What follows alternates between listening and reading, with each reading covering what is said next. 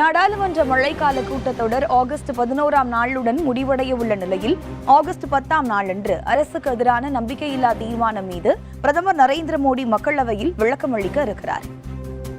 நாடாளுமன்ற மழைக்கால கூட்டத்தொடர் ஜூலை 20ஆம் நாளன்று தொடங்கி கடும் அமளிகளுக்கு இடையே நடைபெற்று வருகிறது.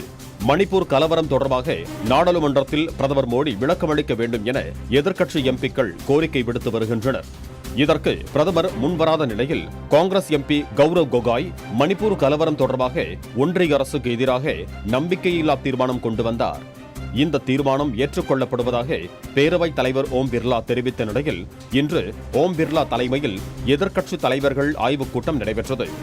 இன்றோடு 9 நாட்களாக மணிப்பூர் கலவரம் தொடர்பாக நாடாளுமன்றத்தின் இரு அவைகளும் முடங்கியிருக்கும் நிலையில் ஓம் பிர்லா தலைமையில் நடைபெற்ற கூட்டத்தில் நம்பிக்கையில்லா தீர்மானம் குறித்து விவாதிக்கப்பட்டது.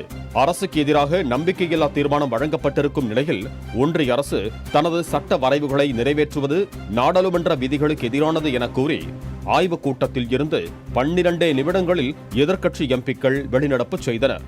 ஆயினும் ஆகஸ்ட் 8ஆம் நாளன்று நம்பிக்கையில்லா தீர்மானத்தின் மீது விவாதங்கள் தொடங்கும் எனவும் ஆகஸ்ட் 10ஆம் நாள் அரசுக்கு எதிரான நம்பிக்கையில்லா தீர்மானம் குறித்தும் மணிப்பூர் கலவரம் குறித்தும் பிரதமர் நரேந்திர மோடி விளக்கமளிப்பார் எனவும் முடிவு செய்யப்பட்டுள்ளது.